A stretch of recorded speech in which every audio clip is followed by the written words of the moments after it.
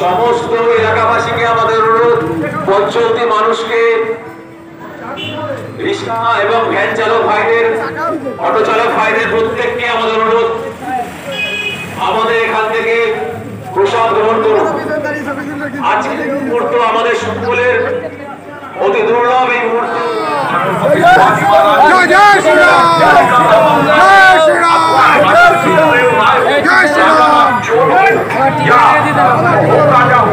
सबने प्रेरणा भगवान राम से ली है और महात्मा गांधी ने भी राम राज्य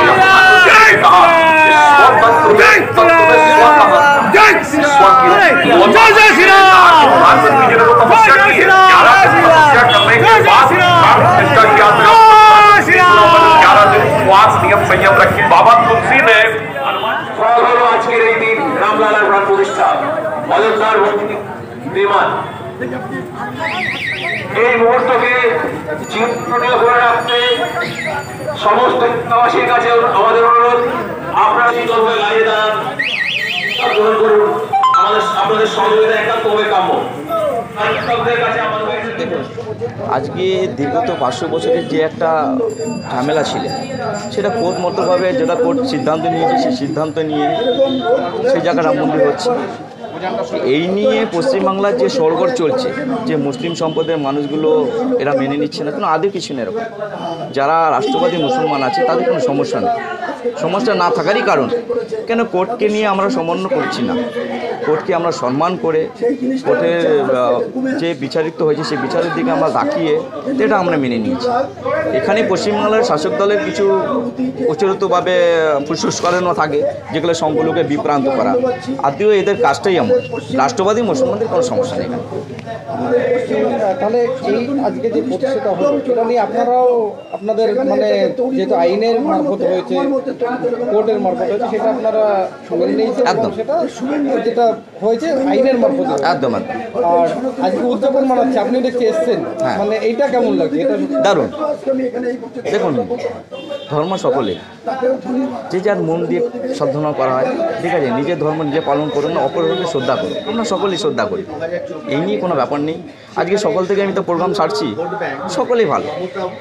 আমার সামনে আরও সংখ্যালঘু বাইরে আছে। আপনি চাইছেন যে সম্প্রীতির বার্তা একদম ভারতবর্ষে বয়ে যাক, সবাই সবার ঘরে যাক, সবার সঙ্গে সবার। একদম, আমি চাই যে এই যে বিপরীতে যে জায়গাগুলো ছড়িয়ে রেখেছে এই রাজ্য সরকারের প্রতিনিধিরা, যে মুসলমান রাম মন্দির হচ্ছে এই নিয়ে যে বিভ্রান্ত হচ্ছে, আমি বিভ্রান্ত কোনো জায়গা রাখতে চাই না। কেন? এর কারণ রাখতে চাচ্ছি না যে পশ্চিমবাংলায় সবার গণতন্ত্রের অধিকার আছে, আর সঙ্গে সঙ্গে যে কোর্ট মতোভাবে যেটা সিদ্ধান্ত নিয়েছে সেই সিদ্ধান্তকে আমরা মাথা পেতে নিয়েছি, তাহলে এই জায়গাটা বিভ্রান্ত কেন? আজকে দেখতে পাচ্ছি মুখ্যমন্ত্রী তিনি নিজে সম্প্রীতির বার্তা বইছে একটা প্রোগ্রামে যে করেছে, তো আপনি এই বিষয়ে কী বলবেন? দেখুন, মুখ্যমন্ত্রী সম্প্রীতির বার্তা দেওয়ার এই জায়গাটা আমার কোনো জায়গা নেই, কেন ওনার কাজটাই এরকম, ভালো কাজের দিকে উনি বাধা দেন। এবং যেখানে আজকে এত বড় একটা রামলীলার একটা পুজো হচ্ছে, একটা রামের একটা প্রতিষ্ঠা একটা দিব, সেই জায়গাটা দাঁড়িয়ে উনি একটা এমন একটা বিশৃঙ্খল জায়গা তৈরি করেছে, যেখানে সাধারণ মানুষরা যারা উৎসবে পালন করছে সেই জায়গায় দাঁড়িয়ে উনি একটা বিভ্রান্ত একটা ঝামেলা সৃষ্টির জায়গা দাঁড়িয়ে দিচ্ছে। রাস্তাঘাটে মিছিল করা চালু করছে, এগুলো তো কালচারের মধ্যে পড়ে না, এগুলো ধর্ম নিয়ে রাজনীতি করছে। দেখছে আজকে মুসলিম সম্প্রদায়ের মানুষরা যদি সঠিক পথে সেই জায়গাটা মেনে নিতে চায়, তাহলে আমার ভোট ব্যাংক নষ্ট হবে। তার কারণে আজকে উনি ওর জায়গায় আজকে নেমে গেছে। আমার নাম জাকির হোসেন, আমি বারাসাত সাংগঠনিক জেলার সংখ্যালঘু ভারতীয় জনতা পার্টির সভাপতি, জেলা সভাপতি। কেমন লাগছে? এটা শুধু আমার না, যারা সনাতনের লোক আছে, যারা সনাতন গোষ্ঠীর লোক, তারা প্রতিটা লোকই আনন্দে অনুভব করছে। শুধু সনাতন না, এবং মুসলমানরা যদি 5-7 পুরুষ পিছিয়ে যায়, তখন দেখা যাবে যে এদের ধর্ম ছিল হিন্দু। সুতরাং এটা প্রত্যেকের কাছে ভীষণ আনন্দের জিনিস, এবং এই আনন্দে পুরো ভারতবর্ষ মেতে উঠেছে। শুধু ভারতবর্ষ মেতে ওঠেনি, পৃথিবীর সব প্রান্তে জেগে উঠেছে। বিভিন্ন দেশে এটা আনন্দ চলছে। আপনি আজ উৎসব করছেন, প্রচুর মানুষের ভিড় বাইরে দেখছি, আপনি কিছু মানে খাবারের ব্যবস্থা করেছেন সাধারণ মানুষের জন্য, তো মানে এই যে কাজটা করছেন, এটা আমাদের মানে মানুষের জন্য আপনি কিভাবে করে যাচ্ছেন? এই জিনিসটা আমি প্রতি বছর, এখানে প্রতিটা লোক জানে, দমদমের প্রতিটা লোক জানে, এই জিনিসটা আমি প্রতি বছর 4-5বারই এই জিনিসটা করি। যেমন কদিন আগে 25শে ডিসেম্বর বাজপেয়ীর জন্মদিন গেল, সেদিন আমি প্রচুর লোক নিয়ে গিয়ে বাগানে খাওয়া দাওয়া আনন্দ ফুর্তি করেছি। আমি চাই যে আমার দ্বারা যদি কেউ একটু ভালো থাকে, কেউ একটু শান্তি পায়, তার জন্য আমি সবসময় রাখি। সব থেকে একটা বড় বিষয় যে মাননীয় প্রধানমন্ত্রী তিনি 13 দিন পর্যন্ত মানে অনশনে ছিলেন, থাকার পরে তারপর আজকে সে প্রাণ প্রতিষ্ঠা করলেন। এই যে আমাদের প্রধানমন্ত্রী মানে আগে কখনো আমরা হয়তো দেখিনি, পাইনি, আপনি পেয়ে কতটা বলছি এই আমাদের প্রধানমন্ত্রী সম্বন্ধে আমাদের একজন সাধু, নামটা ভুলে গেছি, খুব নাম করা সাধু, সে বলেছে যুগে যুগে একটাই এরকম লোক আসে, যুগে যুগে একটাই লোক আসে যেটা নাকি নরেন্দ্র মোদী। এই লোকটাকে আমাদের প্রত্যেকের ধরে রাখতে হবে।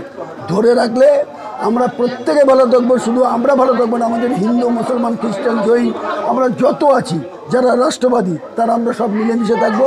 কিন্তু আমি সে টিভির সামনেই বলছি, যারা রোহিঙ্গা তাদের একদম এখানে রাখা নেই, একদম রোহিঙ্গা থাকবে না। আমাদের যারা এখানকার লোক তারা থাকবে।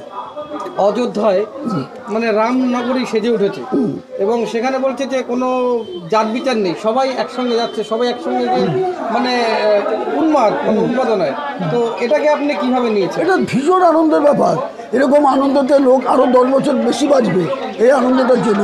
এই যে আমরা মুসলমান হিন্দু সবাই তো আমরা দুই ভাই এক জায়গায় দাঁড়িয়ে আছি, সুতরাং এটার থেকে আরও আনন্দ কিছু হয় না। আমাদের যখন বিপ্লব হয়েছিল তখন আমরা হিন্দু মুসলমান একসাথে লড়াই করেছিলাম, কিন্তু এই রোহিঙ্গাগুলো ছিল না, এগুলো দেশ ক্ষতি করতে এসছে। এগুলো শুধু ভোটের জন্য এখানে আনা হয়েছে, এগুলোকে শুধু ভোটের জন্য এখানে আনা হয়েছে। ঘর যেরকম পরিষ্কার করে ঝাড়ু দিয়ে, রোহিঙ্গাদের ঝাড়ু দিয়ে পরিষ্কার করে তাড়িয়ে দেওয়া উচিত। তাহলে দমদমে এই এয়ারপোর্ট অঞ্চলে এসে মানুষ সেই অযোধ্যার যে উন্মাদনা তার থেকে কিছুটা পাচ্ছে, এখানে কিছুটা পাচ্ছে, কিছুটা পাচ্ছে, একটু আনন্দ করছে, আমরাও তার সাথে আনন্দ করছি, কিছুটা পাচ্ছে। আমরা তো আর অতদূর যেতে পারিনি, আনন্দ দেখছি তো কীরকম ভিড় চলছে, কীরকম চলছে। আমাদের 2 থেকে 2,500 লোক খাওয়াবার কথা চলছে, অলরেডি হয়ে গেছে 1000 দূরে, এখন যতক্ষণ চলবে। আপনার নাম? আমার নাম হলো, ভালো নাম হলো উত্তম দাস। উত্তম দাস বললে কেউ চেনে না, আমার ডাকনাম হলো টিঙ্কা। টিঙ্কা বললে সবাই চেনে, এবং আমার পেশা হলো বিজনেস। ধন্যবাদ।